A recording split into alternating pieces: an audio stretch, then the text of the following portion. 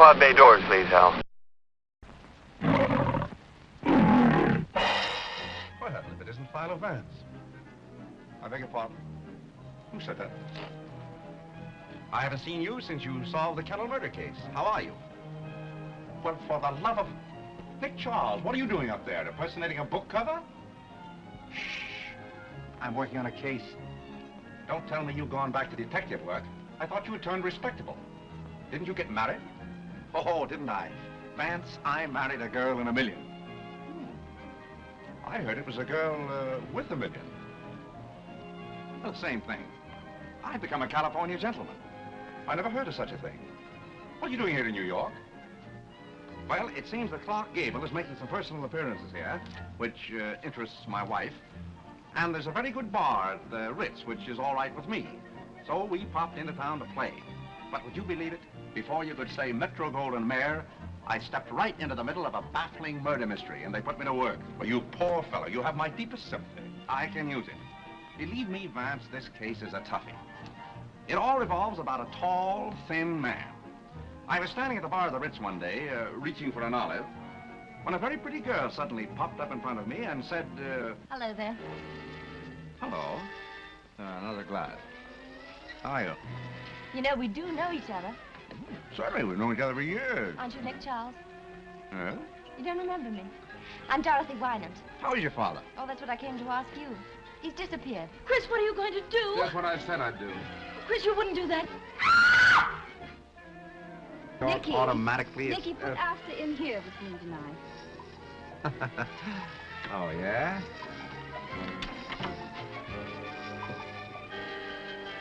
That knife's missing. I'll look for it in your back. It's about Julia Wolfe. Did you kill her? Gilbert! Well, why not? You had a perfectly good motive. How'd you like to have a couple of little murderers for your children? And maybe I haven't been on a merry-go-round since that day. Are you, anywhere near a solution? Between you and me, I think so. I got all the suspects together at a dinner party. And then I pulled a fast one.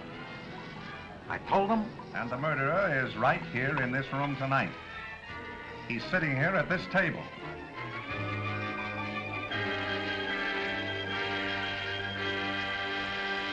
Are you sure that the murderer is one of that group? Not absolutely.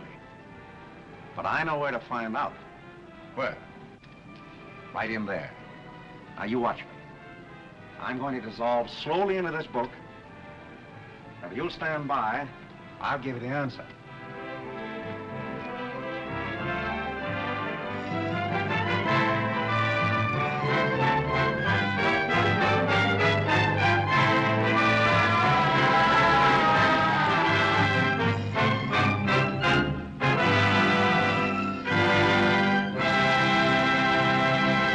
The pod bay doors are open. Happy New Year. Thank you very much for joining us here. I'm your host, Doug Heller, film critic, film historian for TalkMovieToMe.com. Here, as always, with my co-host, Jerry Dean Roberts, film critic for ArmchairCinema.com, ArmchairOscars.com, and OverThinkingOscars.wordpress.com. Jerry, how are you? All I know about this is it puts me way behind in my drinking. That was one of my favorite lines in that. We're talking about the Thin Man. Oh yay! I love the Thin Man. We're gonna bring up all six of them, but primarily the original, or at least the first two, because I think they're the best two in the series. I'm so glad you picked these because they are so much fun. They are. They're in varying degrees of quality, which we'll talk about. But they're always fun. But there's none that I would sit. There's six of these. There's not one of them that I would sit back and say, okay, this one I can't sit through this again. Right. But I started in we're recording this in late December, and I started in early December watching these, and I got caught up in them because I've seen all of these before. Mm-hmm. But I didn't realize at the time just how much fun they are. Oh yeah. Yeah, I made it a mission over the last several years to try to at least watch the first one every New Year's Hmm. Eve, Yeah, even though it's the second one that actually takes place at Christmas on New yeah. Year's Eve. The first one actually is a Christmas movie. Um, but it situates itself really well into here, and it's basically about a brilliant functional alcoholic. Yeah, Uh, a functioning alcoholic couple. yes. Um, now we're going to talk about we're going to run through all six of these. We're primarily going to talk about the first one. The funny thing about the first one is it's not. Now this was released a year after Prohibition was repealed. Hmm. So when you when you consider this movie, it's a celebration Yeah. of alcohol Hmm. because they're having fun. Oh, they're having There a are no blast. there are no real side effects. There's no indication that I this think is a Nora gets problem. a migraine. Nora gets a hangover in one of them. There's I think that's one where about she it. walks into the living room and she's got an ice pack tied to her head, Yeah, and that's about it. I think that's the first one because she's got it tied to her head, and she said the next person that says Merry Christmas, Yeah, I'm gonna kill him or something. but there's nobody in the movie that ever gets completely blotto. I don't think, if I'm remembering correctly, I don't think there's anybody that ever passes out No, or has a problem. no. You know, what is it they Although, call it in The Godfather? Was The Godfather calls it a harmless vice? right, I think That's essentially what this is. what is it?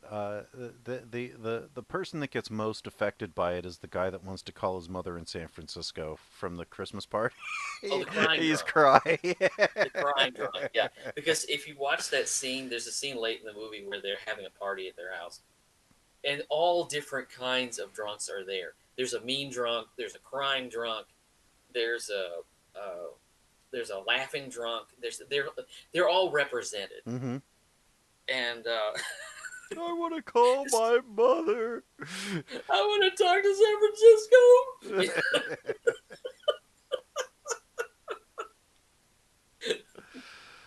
And that's the thing is this movie is full of types. Hmm. It's not really you can't really say they're characters, but they're full of types. Now we should talk about where this came from because I read the book, Me too.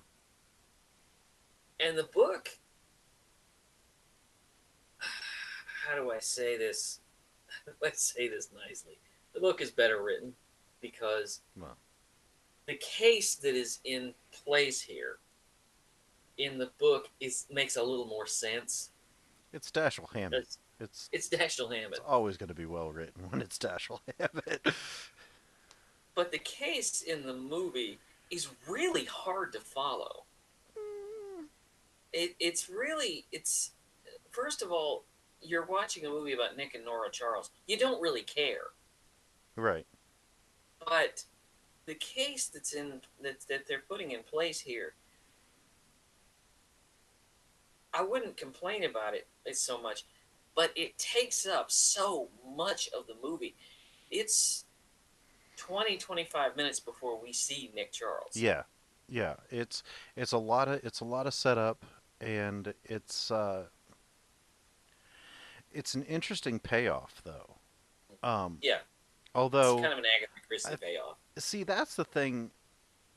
That's the thing that always the only thing that really bugs me about these movies is that it's the big reveal around the table or in the room uh, that is like so it's so hokey. It's such a convention. Um, and Hammett usually didn't do things like that. Right. Um, which I think with The Thin Man, I think he was kind of spoofing Agatha Christie types. Like, Especially at the end. oh yeah, and but then that became the formula for all the rest of the movies. Um, Yeah. but the first one in the movie, correct me if I'm wrong, but I just watched this again yesterday. Um, the movie does not ever explain where the title comes from. It doesn't, and basically it's this inventor named Wynant. Right, and in the book, he is described by Nick Charles as the thinnest man he has ever seen. Right. And that's where the thin man comes from. But the rest of the series, everyone assumes that the Thin Man is Nick Charles, is William Powell. Right, right. And I kind of started thinking of some of the ways that you could construe it into not being Nick Charles. Yeah. Because like another thin man would just be like another case. Yeah. But then But when the it's Thin Man goes home. right, but it's another case at. But yeah, they basically turned Nick Charles into the Thin Man when it was supposed to be Wynant, the original suspect slash victim. What we should say about this movie, first of all, this was not supposed to be anything. This was supposed to be When a they programmer. When they made this movie, it was not supposed to be anything. This thing was filmed in 12 days. By W.S. Van Dyke, Woody Van Dyke, Right. whose Woody Van Dyke. nickname was One Shot Woody. Right. Because he would just get a take, say it was okay, and move on. He was a lightning fast filmmaker, and he was really good. And one of the things that really makes this film work is the way it's photographed. Mm-hmm. We got to talk about James Wong Howe because this man was a genius. He absolutely was. We talked about him some when we did The Sweet Smell of Success. Right. Now, he only did this one. Yeah. But if you've ever seen his work, this man had a way of making actors look so luminous and so ethereal that he was in demand. Mm-hmm. And it was hard for him to get a toehold in it because he had worked in silent films. It was hard for him to get a toehold because he was Asian. Mm-hmm. And he had to climb. And it was only when actors started requesting him by name, I want Jimmy Howe to be photographing me. Mm-hmm. Because he made them look glorious. Yeah, he did. And if you've ever heard this interview I sent to you, it's an hour-long interview done 2 years before his death, where he talks about how, I think it was Ava Gardner, wouldn't make a movie unless he photographed it. Mm-hmm. That's how in demand he was. And but he was a legend in his own time. Interesting enough, speaking of Ava Gardner, you can actually see her in one of these, like crossing a street or something before she was well known. Yeah, it takes place at a racetrack. Yeah, I think it's the And third. she walks I think it's by. the third one. Yeah. Yeah, and Hollywood did not know what to do with her. Yeah. She was so beautiful. It was Hollywood like they didn't know never what role figured to out put what to her in. do with her. Yeah, they never did. But this movie,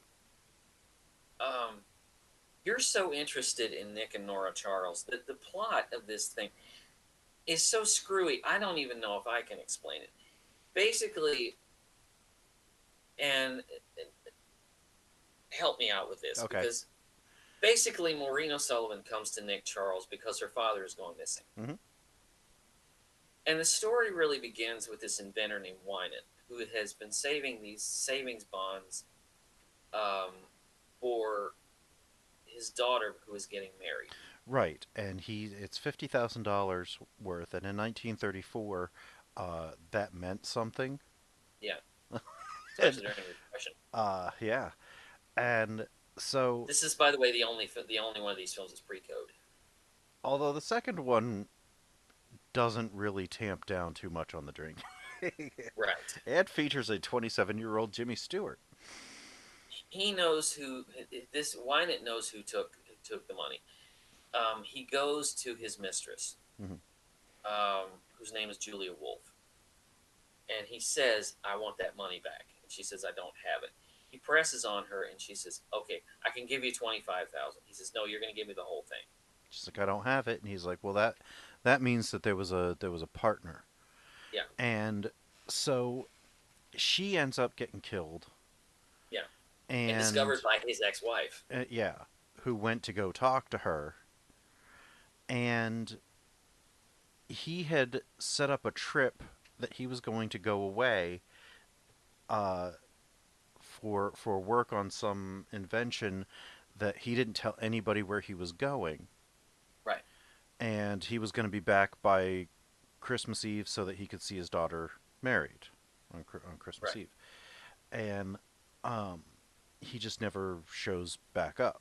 He never comes back, and this was like 3 months before Christmas, so all Right. of this is coming to a head Christmas Eve, Christmas Day, and and in the week, like Christmas week.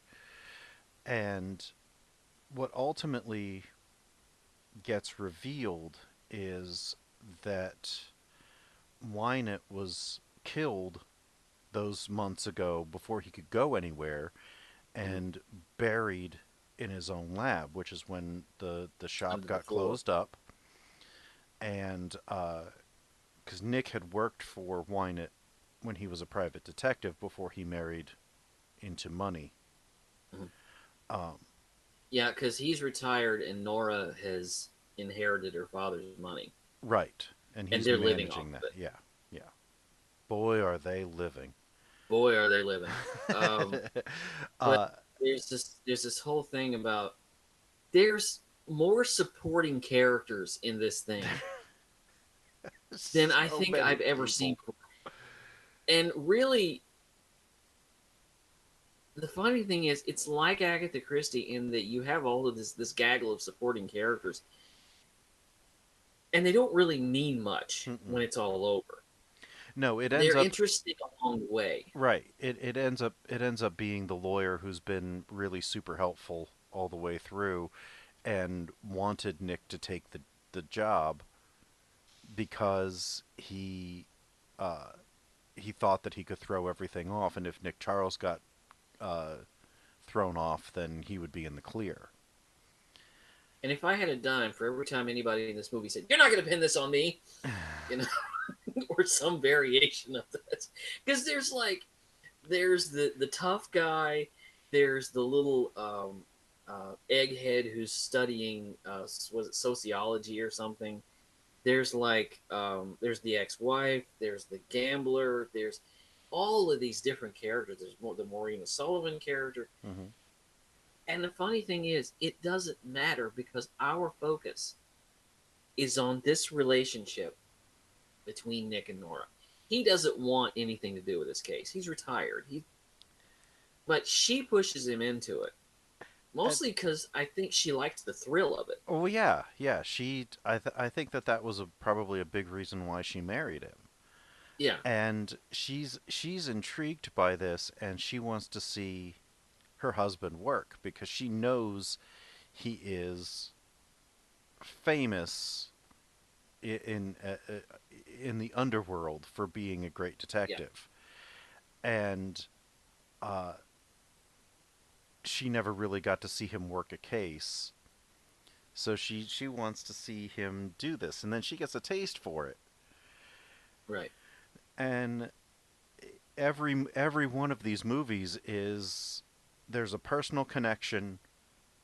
Nick doesn't want to do anything with it, and Nora kind of pushes him in until he finally cannot extricate himself without solving the murder. Right. But the primary lubrication that runs through all of this is the joke about their drinking. Because the first time we see him, it's about 20 minutes into the movie. The Mm-hmm. first time we see him, it's the back of his head, and he's schooling the bartender. Mm-hmm.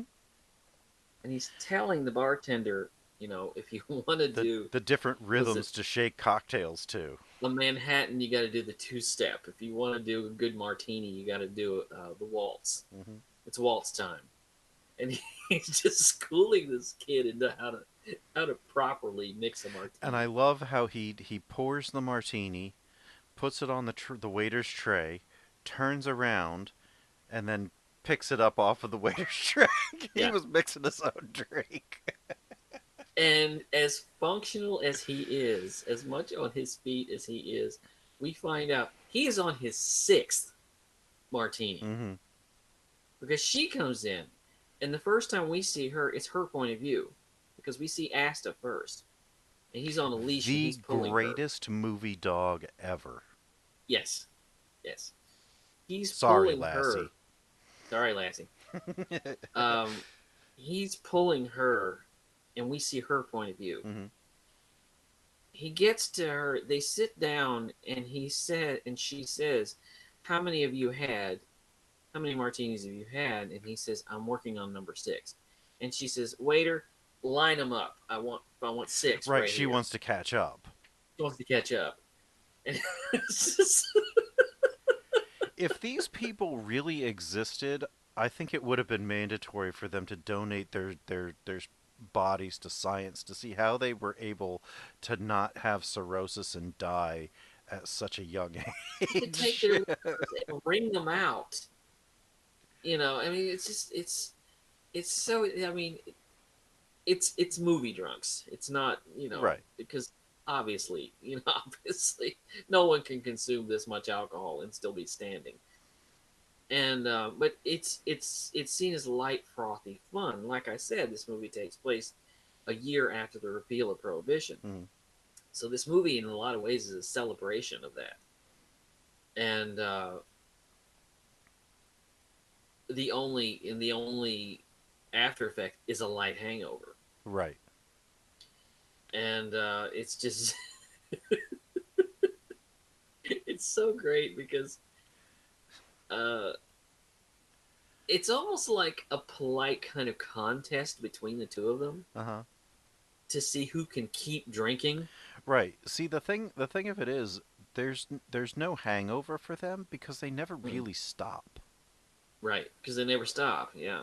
Like they get up, like they go to sleep, they get up, and it's been like maybe 2 hours, and she says to him after she wakes him up, it's like, do you want a drink? And he goes, what do you think?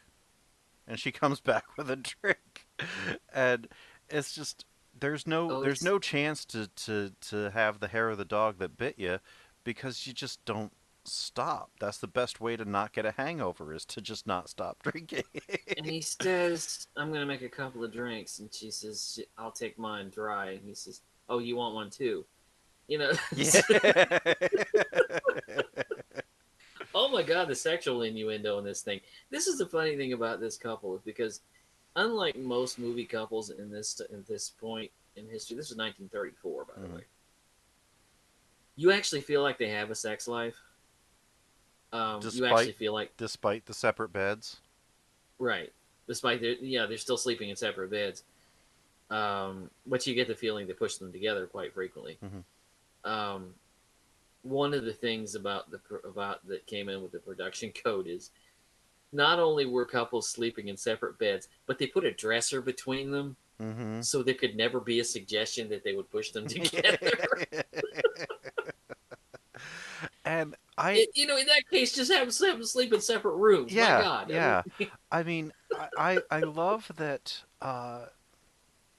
Not only is there the distinctive impression that they are sexually active, but that they really love each other and they really trust each other. Because there's several times where throughout the series where Nora walks in on Nick and a girl's hugging him, and she doesn't get jealous. She doesn't care. She knows, just make faces at each right? other. She knows he's not cheating on her. She gets caught in a man's apartment, and he just pranks her and makes her stay in jail, and they have fun with it. They don't think that they are being disloyal to each other at all at any point ever. And I which love becomes a that. running gag. Yeah. Which becomes really a running gag. There's some scenes later in some of the other films that really play off of that. But one of the running gags I love in this and through the entire series is that Nick keeps running into people that he put away, And they love him. and they love him. Hey, hey, Stretch! Hey, set me up. Set me up for burglary. Yeah. And they I love in the second one. Yeah. The Chinese Lum bouncer, Kim. yeah, he's like, you sent my brother away. Mhm. And at the end of it, he's like, you sent my brother away. I don't like my brother. I like my brother's girl. We're friends. Yeah. I love it. I do. I love it. It's incredible, and I love that Nora never tried to remove him from that atmosphere. Mhm. He Yeah. tried to remove himself, Right. and So he could drink. Right, he keeps getting pulled back in, and they consistently make jabs at. She's like, "Oh, you have the best friends, the best, most gentlemanly friends," and he turns that on her in the second one when they're dealing with her family. Mhm. And, and the murderer ends up being a high society guy. Yeah. That There's one, I can't remember which one is. Yeah, this whole thing, I'll get to it later, but there's this whole thing that plays with Nick's past and the girlfriends he's had, and she doesn't necessarily get jealous, but she tries to one up. They're always trying to one up each other Mm-hmm. in fun. Mm-hmm. There's nothing dramatic or serious really, No. except for one thing. Except for one thing. There is a scene where he's going to go to Wynette's lab. Mm-hmm. And when he leaves, she's worried about him because he feels that he has to carry a gun. Mm-hmm. It's the only time that's dramatic because she tries to act like, well, I don't care. But Right. she does. And then she stops him and she's like, take care of yourself. That puts their relationship at just a slightly deeper level Mm-hmm. than it might have been otherwise. Mm-hmm. Because they are married and they do love each other and they do care deeply about each other. Although their marriage is just playful. They may be the single happiest married couple in movie history. Right. Because they never argue about anything. No. But even except when he doesn't want to take the case, he argues with her to not have to do the case. Even the scene where the mobster, the tough guy, comes and is pointing a gun at Nick, and he punches her in the face to knock her out and throws a punches her in pillow the at him. face. And she's like, "Well, you didn't have to knock me out. I knew you were going to take him. I just wanted to watch." It's like she's not even mad that he punched her in the Not face. even mad. It's just... She's mad that she didn't get to see the action, not that he hit her. Not that he punched her in the face. Knocked her out. Like It's yeah. But that's their relationship. Yeah. And what I love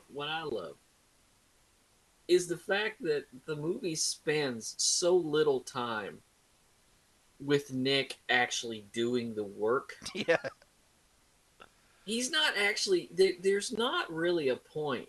And I guess it's saying that he's so good at this. But he's not really doing the work so much as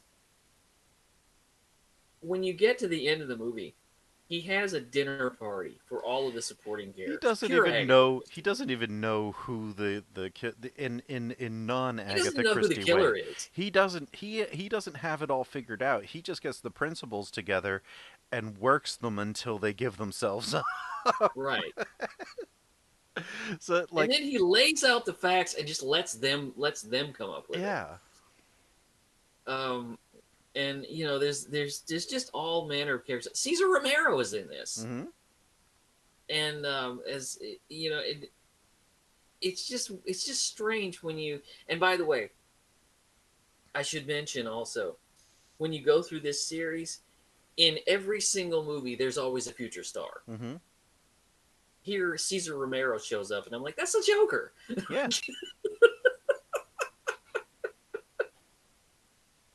But it's all it. None of this really matters. What matters is that it's the characters. It's those two people. It's their chemistry together, and Dick Powell and Myrna Loy were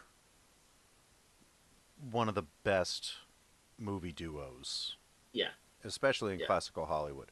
They had such chemistry that even in a laborious movie like The Great Ziegfeld, when they're on screen together, it's watchable. yeah.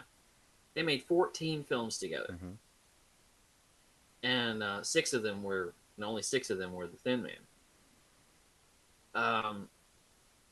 What gets me watching these, and I cannot watch one without watching some of the others. You just lead in. I'm spending, New Year's Eve watching these films, and there's no better way. There's TCM not. did that. Yeah, they did that TCM for did that for years. Yeah. And it's interesting when you watch them. Basically they're all different, but they're all the same. Mhm. But like, They're all what different. was it? The third one at the racetrack is a pseudo remake of the Philo Vance mystery, Right. the Kennel Kennel The Club Kennel mystery, Murders. which also starred William Powell as Philo Vance. So it's easy to mix those two up. Have you ever seen the trailer for this? Have you I seen the don't think trailer so. for it? It's weird. It's like it's Philo Vance talking to Nick Charles. They've got a big mock-up of the book, and William Powell is standing there, and he's talking basically to himself as Philo Vance. It's just, what world am I in? William Powell plays. It's bizarre. Okay, and I should also mention, I should have mentioned this at the top. I came across this movie years ago. I came across The Thin Man years ago by accident. Really? I had the TV guide, and TCM had I came across TCM. I recorded this Did you because I think that thought was the third man? it was the third man. I've told you this story before. I was going through the guide, and I thought, oh, the third man. No, it was the Thin Man, and I didn't have anything else to do. I said, oh, the heck with it. I'll just watch the Thin Man. I don't know what this is, and I watched it, and I absolutely loved it. And I was like, but at the end of the movie, it was like, I don't understand anything at all about this case, and it doesn't really matter. I have no idea It what doesn't. I will say this: the movies that are based on Dashiell Hammett's works, the mysteries are much clearer than anything that Raymond Chandler had anything to do. Right. Raymond Chandler was more interested in dialogue and characters. Right, and tone and mood, and often failed to even solve the murders that he set up. Right. This was kind of semi-autobiographical because the characters of Nick and Nora Charles apparently were based on Dashiell Hammett's relationship with Lillian Hellman. Well, Dashiell Hammett was a Pinkerton detective. Yeah.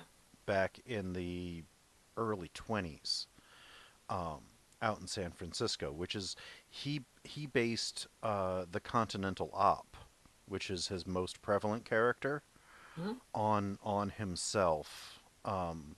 Is the character in Red Harvest. It's the character that he just never gave a name to, because he only ever wrote one book with Sam Spade and one book Yeah. with Nick and Nora Charles.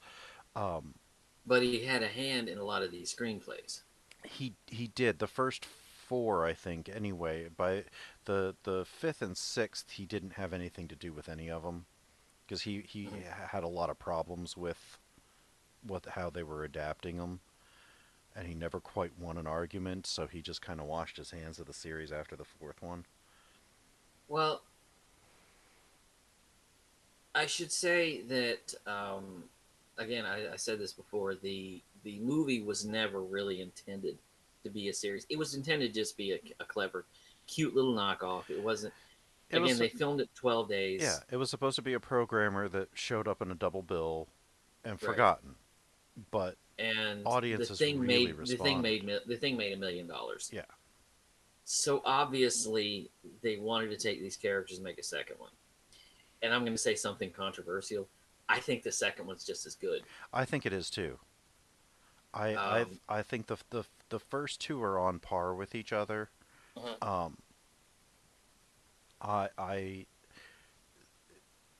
There's a clever juxtaposition with the both of them. It also begins a really clever running joke because this movie, after The Thin Man, begins, they're going from New York back to California. Back to San Francisco. And we see them at the end of The Thin Man on the train.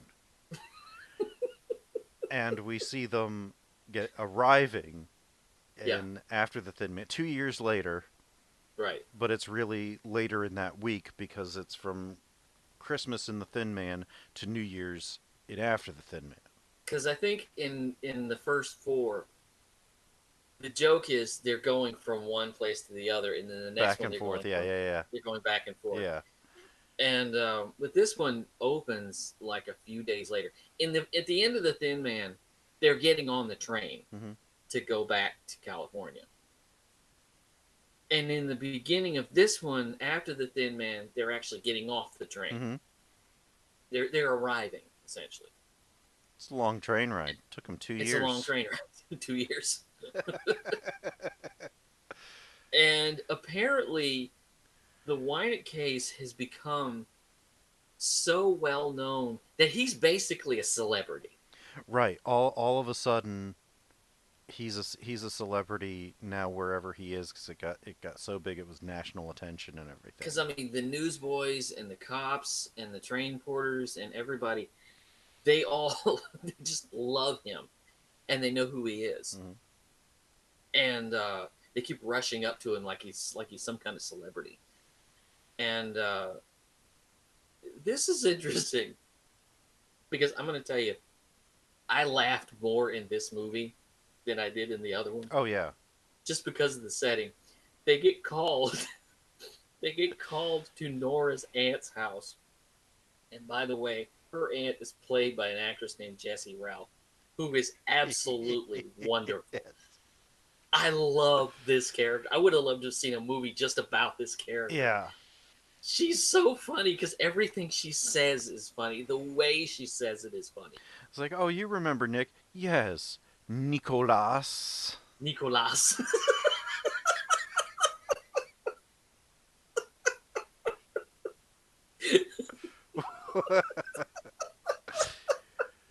Then one time he calls, he goes, it's Nick. Sorry, Nicolas. They go into her aunt's house, and it's full of all of these old people. Even the butler. The butler is so old that when Nick hands him, he almost falls over. And there's that scene where he goes into brandy and cigars with the old boys. Oh, and they're all sleeping, sawing away at the table. And you go, oh, that's interesting. Are you going to let that pass unremarked? and I love when the police, when Abrams is questioning the help, and he goes up to the butler and he goes, "What about you?" And the butler falls backwards, and they have to catch him. Every time he gets spoken to, it's like the air is just enough to knock him over. And that joke in Young Frankenstein that's so great, walk this way. That joke is in here. Yes, it is. When the butler is Well, walking, I'll he try. staggers away. Well, I'll try. And by the way, this house is decorated within an inch of its life. Oh man. It's You that think decadent. you think the house in Fanny and Alexander? It's like that. It's like the house in Fanny and Alexander. It is so over decorated. It's like nobody told the people who lived there that the Victorian age was over. Now, in fairness, the Victorian age had only been over for about 20 years. So let's. And the funny thing is, it's like, in all fairness, you know, it's sort of the picture of super rich, overly rich white people. Mm-hmm. And, you know, because when they're eating at the fancy dining table. There's a candle at like every single plate, and it's like, yeah, it's such a great setup. And they get into this story, which basically I think this story is actually more interesting than it was in the first one, because the murder is, you know, it gets into all of this weird stuff where you've got this showgirl, and I forget the character. There's adultery, there's jealousy, there's pining after someone, there's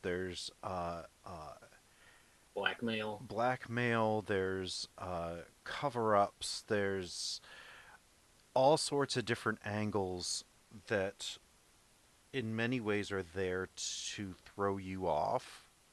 To think that you've figured everything out, that this one kind of tough guy club owner must have done a lot of this, but it ends up being the absolute least likely, especially watching it from our perspective now, of who he became, the single least likely character outside of Nick and Nora Charles to be the murderer. Right. Jimmy Stewart. Is Jimmy Stewart, the 27 years old, playing a socialite who was in love with Nora's sister, cousin, whatever. But she married. Alert, not only is Jimmy Stewart in this, Jimmy Stewart did it. Yeah. Spoiler alert. Yeah. Which is it's so. It's so out of character, and he's fast talking. He doesn't have. He's still as great as he would remain. He's still Jimmy Stewart later on, but he has a faster pace to him. He doesn't. What? No.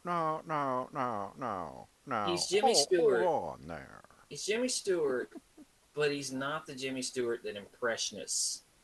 Right. He's not later 50s. He's not, Vertigo. This is not Philadelphia Story. Right. But Philadelphia Story, he actually does talk pretty fast. Oh, that's true. And this was isn't only. It's a Wonderful Life. Yeah, no. This was only 3 years before Philadelphia Story. Also, I mentioned future stars. One of my favorite actors from this era shows up in this movie as a nightclub dancer. Her name at the time was Dorothy McNulty. And this is before she adopted her stage name. Her husband had told her, "You are as bright as a penny." And in a few years, she would change her name to Penny Singleton. And she would become the star of the Blondie movies. Yeah.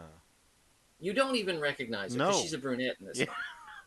And it's a dramatic until part. you said that, until you said her stage name, I'm like,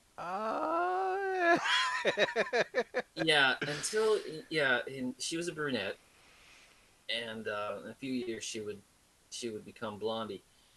They made 28 of those things. Yeah, and the first two aren't bad. Yeah, a few of them were actually good. Yeah. The first two are really 28. entertaining. Can you imagine Nick and Nora Charles? 28 films? I can't even No. imagine. The key to these being as entertaining and ultimately as good as they are, the 3 through 6 are not in the same league as 1 and 2. Yeah. But they're all still very well put together. They're all well done. Everybody wants to be there. Because they weren't pressed out quickly. Right. They were every 2-3 years. Mm-hmm. So they took their time on these in as much time as Woody Van Dyke took on movies. Right. But in between, because they were all very much in demand. Mm-hmm. And it's they cared about it. You could tell that Powell and Loy cared about the characters. They, and I don't know this, but it seems to me, this doesn't happen anymore, looked at these two characters and they said, we better make the next one pretty good because we don't want the fans of William Powell and Myrna Loy to be upset because we don't want to give them a bad movie. Right. And they never did. Right. They never did. But they were separated a lot because of circumstances. And that's good because it gave them time to really make a good movie. Mm-hmm. This one, I think it may be this between, it may have been between this one and Another Thin Man. Jean Harlow died. And Yeah. Jean Harlow was the love of William Powell's life. Mm-hmm. And he was so depressed. And also, I think he got cancer. And which he, of course, overcome because he died at the age of 91. But he had such a rough time. And when he came back to film Another Thin Man, there was a round of applause. Mm-hmm. And it sort of put him in the spirit to get back into the role. But that's why it took so long to make these. Mm-hmm. But again, I think the first two are the best. Yeah. But there are things about the other ones that I love so much. When I got to the end of this one, I was so disappointed because the reveal at the end of this one is that they're going to have a child. Yeah. And I thought, okay, when they have a child, that means they're going to be more responsible. The sexual innuendo isn't going to be there. The drinking isn't going to be there. That is not the case at all. No. Because the sexual innuendo in these things, I love the scene in the first one when the cops come in and they start going through this thing, and she says, "What's that man doing going through my drawers?" You know, I love those things. And he spits his drink. Just a spit take, yeah. Right back into the glass so he can keep drinking it, but let's move on to Another Thin Man, in which, of course, it opens. They're in New York and they're going. Let's see. this one would be they're going from California back to New York. They're going back to New York, yeah. But I mean, they're barely off the train Right. when they get pulled to this Long Island estate where her father lived, and there's this old. The father's dead, and he's given all his money to Nora. But there's a guy who at the estate who has taken care of his financial. He's taking care of the finances. They're living off of it, Mm-hmm. essentially. And he calls Nick and Nora because he's being blackmailed and he's afraid somebody's going to kill him. And of course, they do. Mm-hmm. So he buddies up with this old cop, the cop that was in the first movie, and they try to solve the crime. Again, who cares? Yeah. The more interesting subplot is that when they get there, there's this old guy in the estate who forbids drinking. Yep. So the great comic thread of this is Nora trying to get around that. She steals the key to the liquor cabinet, and it's kind of great because they're trying to tamp down the idea. They're trying to tamp down the drinking, but they're still getting around it. Now, this is the one that I was talking about. You know how you were talking about how their relationship really gets to the point where they can see each other with other men and women, but it's never really serious. You know, he can be hugging another woman, but she'll just kind of give him a wrinkle her nose at him, and that's it. Right. This one is so great because there's a scene where there's this thing all through where she starts finding out about his former girlfriends. And she kind of starts getting jealous. And they're at this club, and she goes to a table full of men, and she starts kind of flirting with them. And Nick sees this, and he knows what's going on, and he walks up and he says, "Sweetheart, you really shouldn't be here. You're still under quarantine."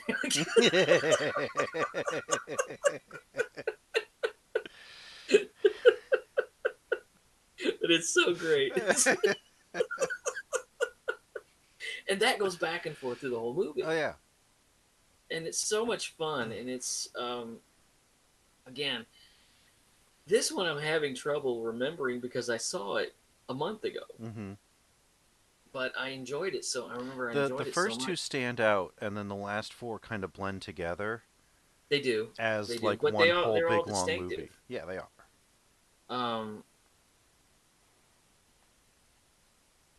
But also, it's after this point that they start to, for lack of a better term, dumb down the character of Nora. Because in the first three, they're really on an even playing field. In the others, in the ones that follow, starting with Shadow of the Thin Man, they start to really lessen her character. But you can see Myrna Loy fighting against that. Right.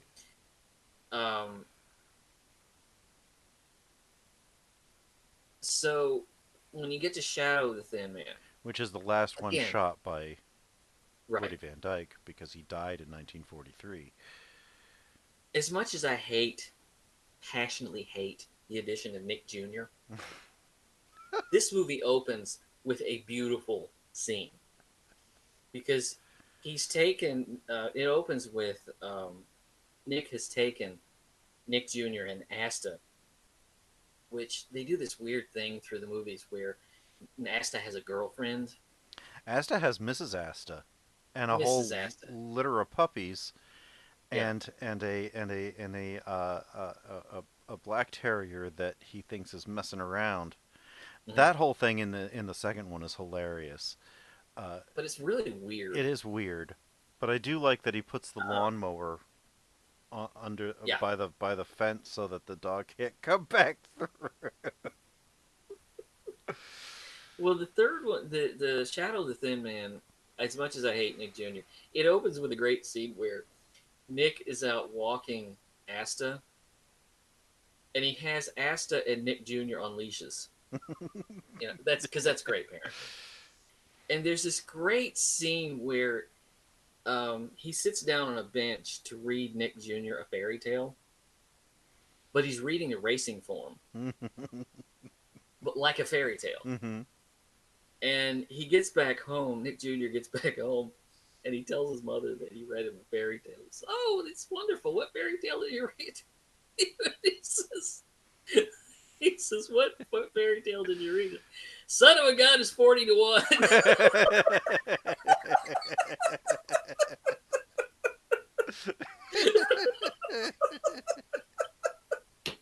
It's just so great. I hate kid humor, but I love this. Yeah. So it's they end up going to the races.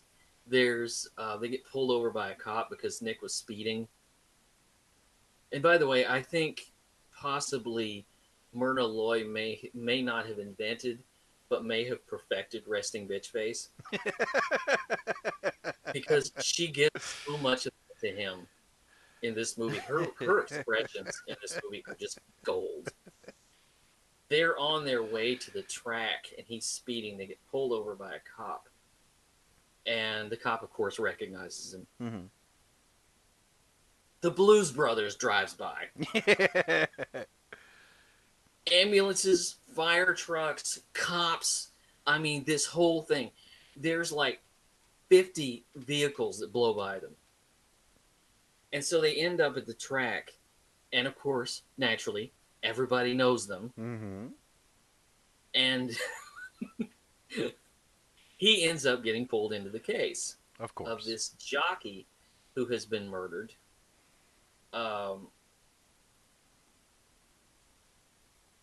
And it sort of escalates because there are these two like rival reporters trying to cover the story, and they're fighting with each other, and one of them ends up dead. The body count in these movies is astounding. It gets really high.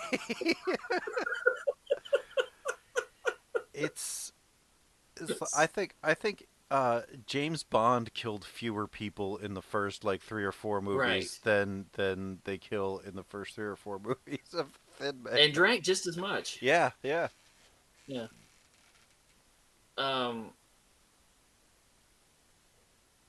But I struggle with this one again because they're trying to dumb down the character of Nora. Right. This is the one like they end up at the wrestling match and. Oh, with the wrestling match, she's great because she does some great physical comedy. Yeah. And Tor Johnson's there. Tor Johnson is there. This actually was Myrna Loy's least favorite. No. Because she didn't like what they were doing with the character. She was also very much offended by the portrayal of Nick and Nora. For the only time in the series, they have a maid. And, of course, she's black. Her name is Stella, and she's played by Louise Beavers. And it's a stereotypical kind of 1940s portrayal. Louise Beavers, by the way, was a wonderful actress. If you ever see Imitation of Life. Oh, yeah. That is a brilliant performance. She was wonderful on that. Absolutely. That's my recommendation. Because she could do so much more than this. But Myrna Loy was very much offended by this. And as well she should be. But also, future star, because we had Jimmy Stewart in the first one, or Jimmy Stewart in the second one. Now we got Donna Reed. Yep. 21 years old, playing a dramatic role. She gets mixed up in the plot. And again, the plot doesn't matter because Nick and Nora are so interesting. And if you ever want to see the Asta movie, this is it. This is it. He's like third bill here, and he's got the biggest part.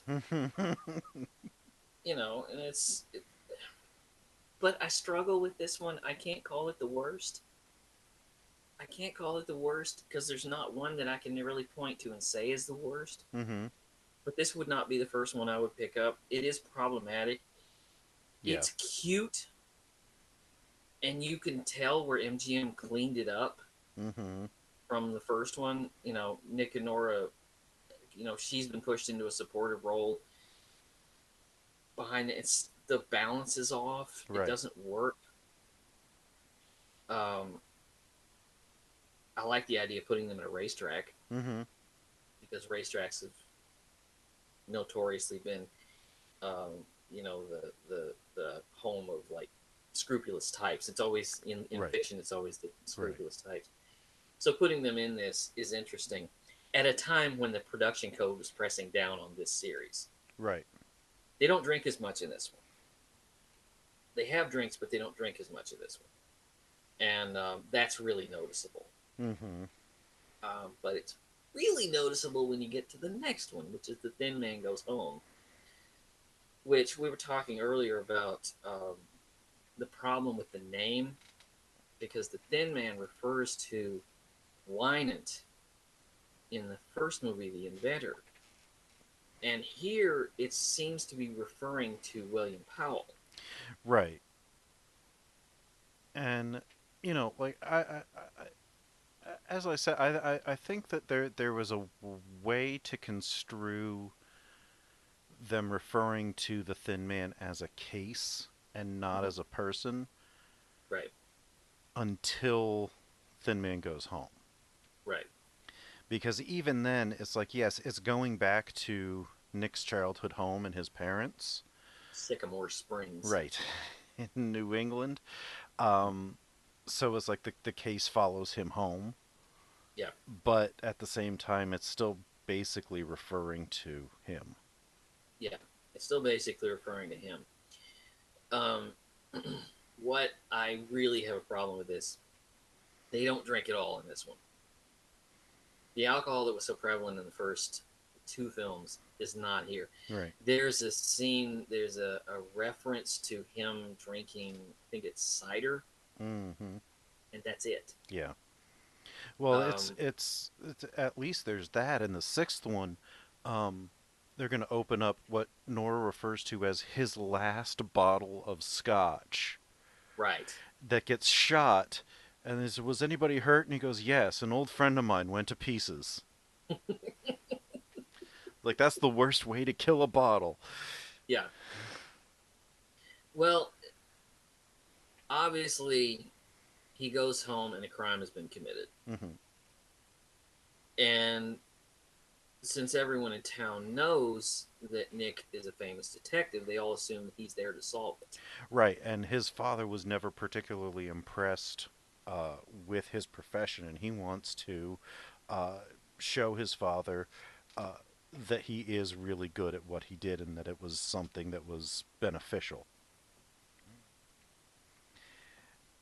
You know,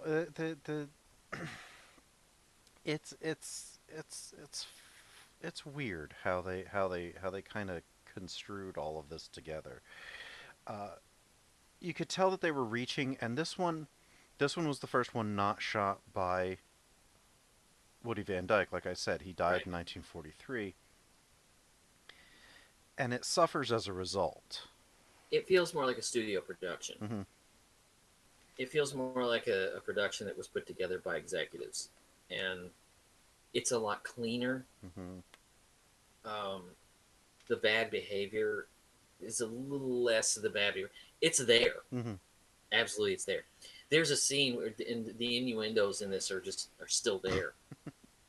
Because there's a wonderful scene where Nora says something to a newspaper reporter. It ends up in the newspaper. Nick picks up the newspaper, and he comes in, and in front of his parents, takes her over his knee and starts spanking her.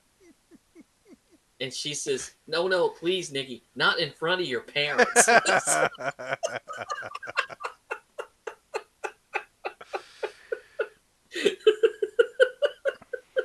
What does that mean?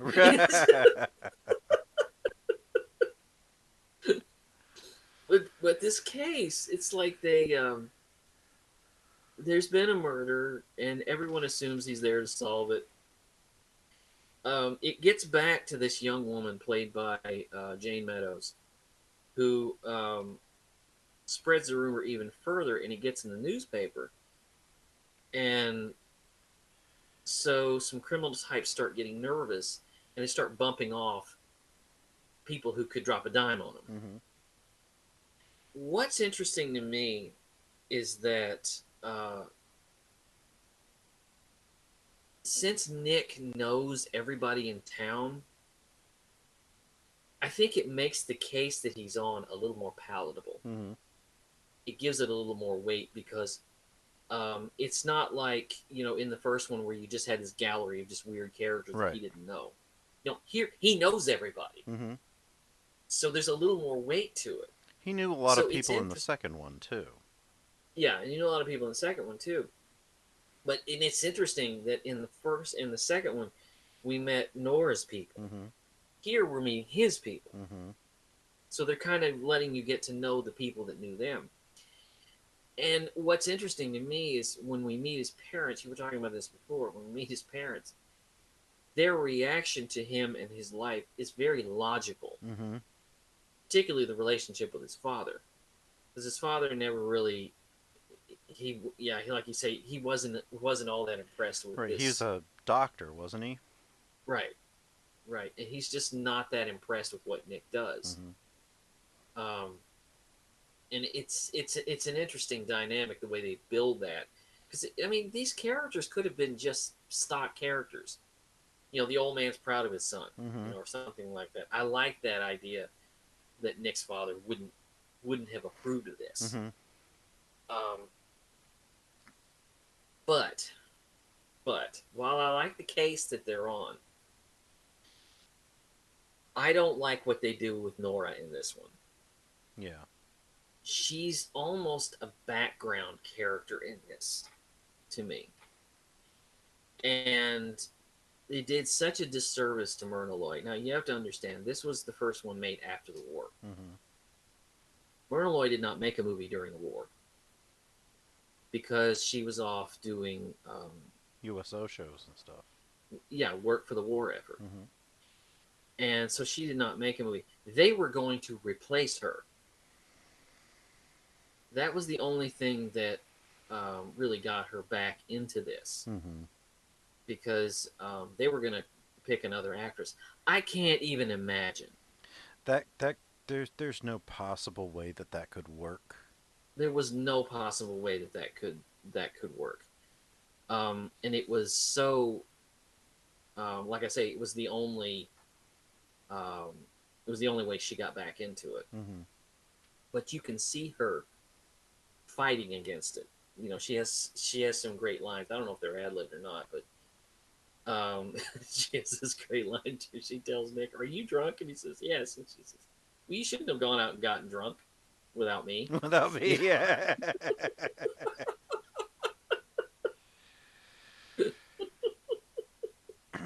But it's Tin Man Goes Home. It's fine. Again, there are things I like about it, but you can tell the MGM high sheriffs had their hands on it, Mm-hmm. because it's for the most part minding its manners, and this is never Right. what you want this series No, to do. no, and like I said, the crucial element of Van Dyke is missing. He was the impetus of the whole thing back in '34. Yeah. He liked the book, and he thought it would make a cute programmer. And his movies were all usually very lighthearted, and he was a very good director. He was a fast director. Hmm? He's not as well known now, um, but he did turn out some quality work, Yeah. and his relationship with Powell and Loy, I think, was a very good anchor Mhm. for these pictures. And when he died, and they made two more, his absence was felt. It is because, like I say, you can feel the hands on it. Right, because they didn't Um, replace him with another reasonably well-known director. They replaced him with two studio directors that right. you would never. Directors for hire. Right. They were assigned, they did the job, and they went home. Yeah. And But even as negative as I think the last two are, I still think they're good movies. Oh, yeah. I can't say that either one of them are bad. I can just say that my expectations for Nick and Nora Charles are lessened when you lose Woody Van Dyke. mm-hmm. I'm going to say this. In my mind, because I saw these years ago, in my mind, I have always thought of the Song of the Thin Man to have been the weak leg of this series. You know, I always thought of it as The Godfather Part 3. um, the one that just didn't fit. I watched this again last night. I have a much better reaction to it's this. really it's better than 4 and 5. Yeah, it's much better than Thin Man Goes Home because you can tell the director, I think his name was Edward Buzzell, was trying his best to get this series, because I think they knew that this was the end, was trying in the end to get this series back to where it was. Right. He wanted it to go out strong. Right, and you can see in William Powell and Myrna Loy that I think they knew that this was going to be the last one. Myrna Loy didn't like this one. In her biography, I think she said, "We went out with a whimper." I would disagree because I really do like this movie. This is a good one. This is a good one. They're on a gambling cruise, and they are drinking again. Yes. They're parents, but they're drinking again. Because you know what? Parents actually drink. There's this. Sometimes parents tend to drink more. Yeah. Yeah. Sometimes you drink more when you become a parent. There's this slimy band leader that nobody likes. He owes like 12 large to a lot of people, and he's trying to find somebody to cover it. And for his troubles, he gets shot. And the funny thing is, again, even with that, the case is the least interesting part. Oh, yeah. Because we're watching Nick and Nora do their thing. And it is interesting to me. It is interesting to me to watch William Powell, who was in his 50s, and Myrna Loy, who was 42, still, in part 6, can be as fresh and as wonderful as they have been all along. But knowing that this is the last one, you can sort of feel a little bit of melancholy in their performances. I do like Dean Stockwell as Nick Jr., though. I like Dean Stockwell. Yeah, people forget Dean Stockwell was a child actor. But their relationship is strong. They're still funny. What I hate about this movie is that the movie goes out with a shot of Asta. Oh. They're looking through a window, and they just see Nick Jr. and Asta together. I hate that that's where this series went out. Yeah. It should have been with the two of them having a toast. Yeah. They should have been drinking out of a highball glass. Right. But the war was over. The thrill of the repeal of Prohibition and the drinking in the jazz era was just not in favor anymore. It's just not in play anymore. And so the movie started making less and less money, and they decided not to make another one. So I'm okay with that. Yeah, where they ended, it was a good place to stop. It was a good place to stop. And this is one of those, like we were saying before, one of those odd series where even the weakest parts are still very enjoyable. And there's really very few false notes in these. The first two are great pictures. There are problems in all of them. Yeah. There are problems in all of them. But nothing so bad that it's just detriment. Even when they give up the alcohol, even when they take the alcohol out of it, it's still a good movie. It's probably the least of the series, but it's still a good movie. There's not one that I can't just enjoy. Right. You know, I have the box set. They're all all 6 of them. They're all very, very enjoyable pictures. And it's easy to just kind of fall into any one of them. It is. And just Although you want to start with the first one. You do. but uh, they're so much fun to watch, especially around New Year's. Mm-hmm.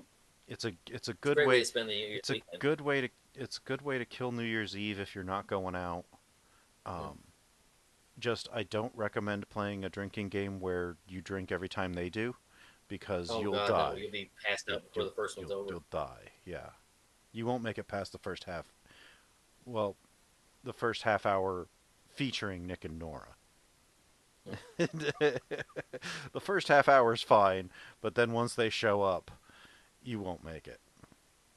Right. Um, so what other recommendations? You mentioned the original 1934 Imitation of Life, not the 1959 With Douglas Louise Sirk Beavers. remake. With Louise Beavers. Also, I want to recommend My Man Godfrey I love that movie. with William Powell as, I forget what they call him in that. He's homeless, and they find him as part. They find him as part of the scavenger hunt. Mm-hmm. These rich people find him as part of the scavenger hunt, and he enters into this home with this big eccentric family, and of course Carol Lombard falls in love with him, and it's her best performance too. It's really really funny. We It should is do an really, episode about it that is, sometime it is really funny. because again, I love in this era.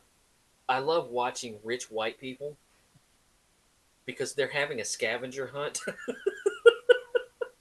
and the stuff they go looking for Right. is fascinating. Yeah. Yeah. Wasn't William Powell and Carol Lombard married at some point? I don't know. I think they I were think she together. may have died before he. No, I think she left him for Clark Gable, Okay. Okay. Yeah, and that she would. was married to Clark Gable when she died in '42, Mm-hmm.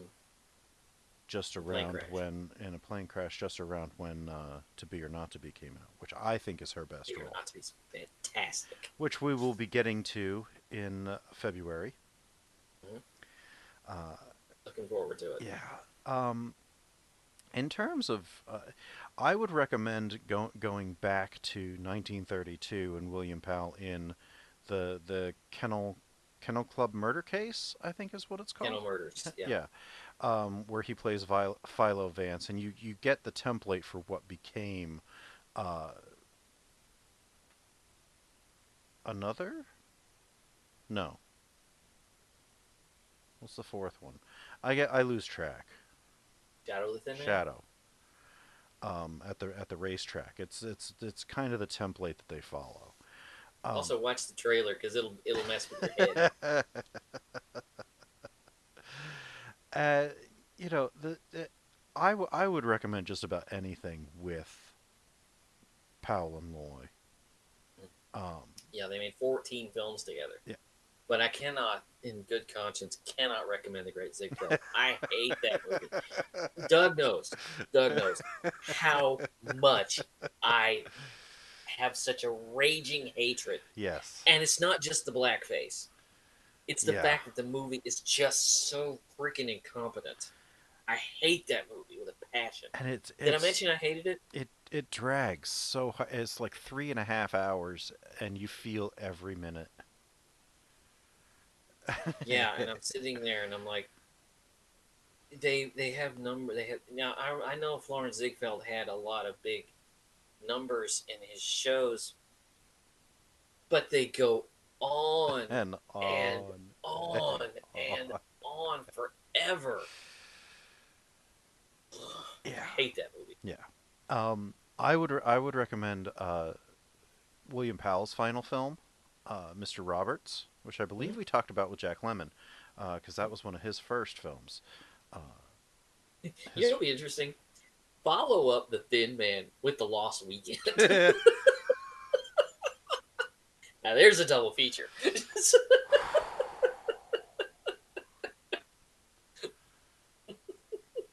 The sublime to the ridiculous. Yeah.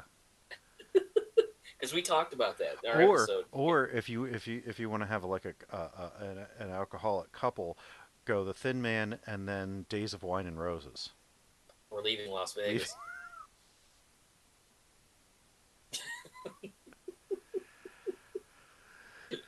Yeah. But that's about what we have. What do we have coming up in the new year? Well, we're going to have kind of a halfway theme for the month of January. Hmm. We're going to talk about boxing movies. Um, it kind of molded its way into that because I really want to talk about Rocky. He's shoving Rocky on me, and so I said, well, let's do Raging Bull because I love Offset Raging it. Bull. That's one in my top five, and so after we do the sequels to Rocky, which will be after Raging Bull, um, I just kind of popped up with Robert Wise's The Setup from 1949 with Robert Ryan, Yes, which is a wonderful yes, picture. and it's one of the films that inspired Rocky. Mm-hmm. So you have to know how much I love the Rocky series. So what we're gonna do is we're going to talk about Rocky 1976, the 49th film to win the Oscar for Best Picture. We're going to talk about that movie next week. And then Raging Bull, and then the week after that, we're going to talk about Rocky 2 through Rocky Balboa. So the second one through the sixth one. We're not doing Better or Creed worse. because they are too good to try to jam in. And it's really hard to do. They need their own They conversation. do. Because they are really, it's not the same series. It's a different series in my mind. It's kind of a So it's a sequel series. yeah, it's a sequel series, but I'm separating out Rocky because there is so much to talk about with it, without having to cram it in with with five other films.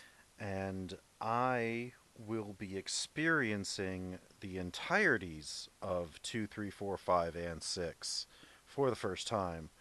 Um, I have never watched all of one. I think I've seen all of 2, but I've never seen all of 3, 4. I've never seen any part of 5, and I've never seen any part of Balboa. There's a downward swing Oh, yeah, there is. that begins with two. It goes down, it bottoms out at four, and then it starts to come back up. Mm-hmm. And once it reaches Rocky Balboa, you can see, which is the sixth one, you can see that Sylvester Stallone is trying to get the series back on its feet. And then I think they do with Creed. Mm-hmm. So I've never seen a series that so paralleled the direction of one actor's career. Because he was desperate, and then he made Rocky, and then he got popular, and then the movies just kind of took over, and the quality in his work went out. And then he realized it, and then he tried to bring it back. Mm-hmm. So it's a really interesting parallel. But so next week we're going to talk about we're just going to talk about Rocky, which is just over my shoulder here at my Rocky poster. But that's going to be the month of January. And that's really about as far as we've planned out. We have a little bit, I think we have some ideas for February, but nothing's set in stone yet, except our Valentine's Day episode, which will be To Be or Not to Be, celebrating Jack Benny's 39th birthday. He died Yes. way too young at 39 Yes. in 1974. Yes.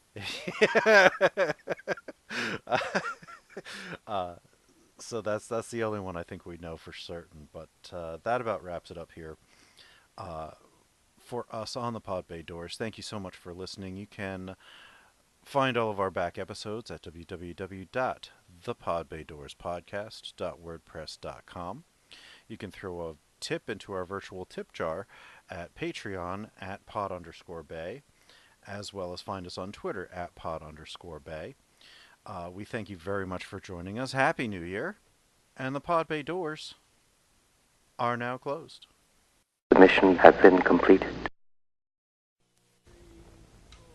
All that that slum.